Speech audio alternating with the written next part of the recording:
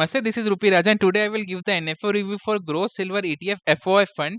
Talking about NFO stands for New Fund Offering, and a new fund offer is the first time an investment firm offers a new mutual fund to its investors. It is just like an initial public offering, but it is for mutual funds. If you see here, FOF stands for Fund of Funds, and it is a fund that invests in other mutual funds. Talking about what are mutual funds, a mutual fund is a financial vehicle that pools money from many investors to invest in a diversified portfolio of securities such as stocks, bonds, and other assets. Investors buy unit or net asset value units in the mutual fund, becoming partial owners of all its holding, and a professional fund manages that portfolio on your behalf, and an expense ratio is charged for it. Talking about what is an ETF, ETF stands for Exchange Traded Fund, and it is an investment fund that holds multiple underlying assets and can be bought or sold on an exchange, much like an individual stock. ETF can be structured to track anything from the price commodity. For example, here it tracks the price of silver to a large and diversified collection of stocks, even specific investment strategies. Talking about Growth Silver ETF FOF fund, launch date is 2nd May 2025, end date is 16th May 2025, allotment date is 23rd May 2025, and there is no exit load if you redeem or switch your funds.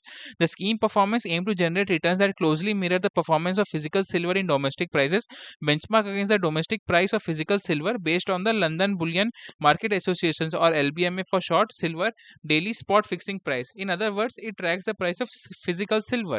The fund manager will be Mr. Wilfred Peter Gonsalves, and the benchmark index will mirror the price of physical silver. Silver is the brother of gold, and it is a real asset.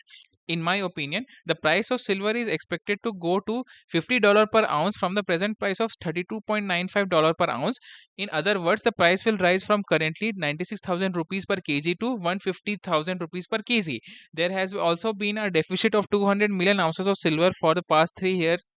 If you see over here, gold to silver ratio shows as which is more expensive. Is gold more expensive compared to silver, or silver is more expensive compared to gold? And this ratio has shown that it is always cyclical in nature, and as of now it says that the gold is more expensive compared to silver.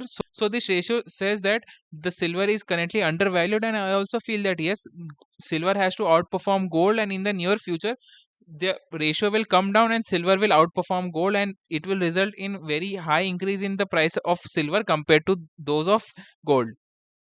So this fund opens for continuous sale and repurchase on May 9, 2025, and the taxation of this fund is at the income tax slab rate. Even though taxation is at income tax slab rate, so this presents a issue that equity funds are taxed at lower rate than these silver funds.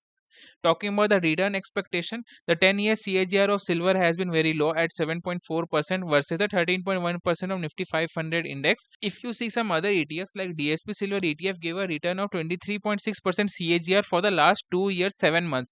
So I feel that this outperformance by silver will continue to come in the future. So even though the 10-year CAGR might appear very low, in the next few years, it is expected to give double-digit return. So who should invest in this NFO? If you don't have any exposure to gold or silver, you should definitely apply to this NFO. If you already have exposure to gold but you don't have any exposure to silver, then you should allocate 5 to 10% of your portfolio to the silver fund. If you already have exposure to gold more than a certain percentage, then you should sell some gold percentage till it becomes a fixed ratio, and you can use the cash generated to invest in this NFO. I can explain you. Assume your age is 50, so if you divide your age by 2, it becomes 25. So 25% of your portfolio should be invested in gold. So if you go over your portfolio and see that, assuming your portfolio currently has a value of 100 rupees, and you find that 30 rupees of your total portfolio is invested in gold. This investment in gold can be in any form. It can be in physical gold, or it can be sovereign gold bonds, or it could be in gold ETF and other gold mutual funds. So if you see that even though your age is 50 but your exposure to gold is 30%, then what you can do is you can sell 5% of that portfolio, so that your total exposure to gold becomes 25%. That cash generated from 5% sale of gold can be used to invest in the silver mutual fund. So in my opinion about this NFO, personally, first I will go and buy physical silver. If you don't like this option, I will go and invest in this NFO or any mutual fund that has exposure to silver. If I was not young, I will still go forward and invest in a gold mutual fund and this silver mutual fund 50-50% each. Assuming I have 100 rupees as my portfolio, so my age is 22, so 22 divided by 2 becomes 11%. So I must have at least 11% exposure to gold. But what I will do is I will invest 5.5% in gold and I will invest the remaining 5.5% in silver. In this high inflation environment, it is a must for a retail investor to allocate considerable amount of the portfolio to real assets like gold and silver. So you should definitely keep this in mind before investing in equity. So talking about suitability for different investor types, if you are a conservative investor, then yes, you should apply for this NFO. If you are a balanced investor, then yes, you should apply for this NFO. If you are an aggressive investor, then also you should apply for this NFO.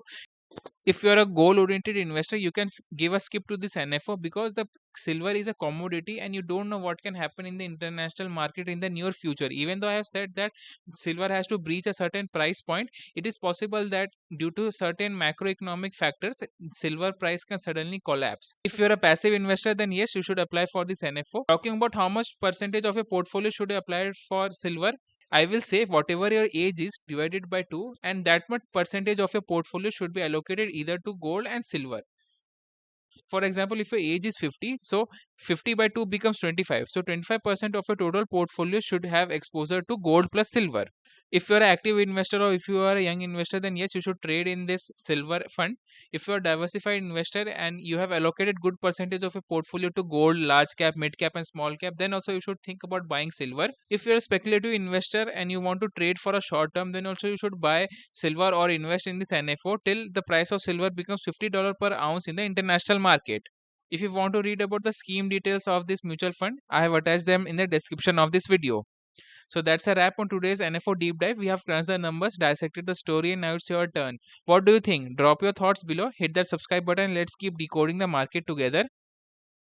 If you want to book any consultation or have any questions related to investments, mutual fund advice, or stock advice, honestly, do not worry about it. As of now, this service will be free of cost. So just type your questions in detail in the comment section. I will try to give answer to your queries. But before answering your queries, I will definitely check if you have liked the video and clicked on the subscribe button. If both are done, I will make a video responding to my subscribers' queries. If your query is very short, then I will definitely try to answer them in the comment section itself. So that's all for today's video. Hope you like this video. Thank you. This is Rupi Raja.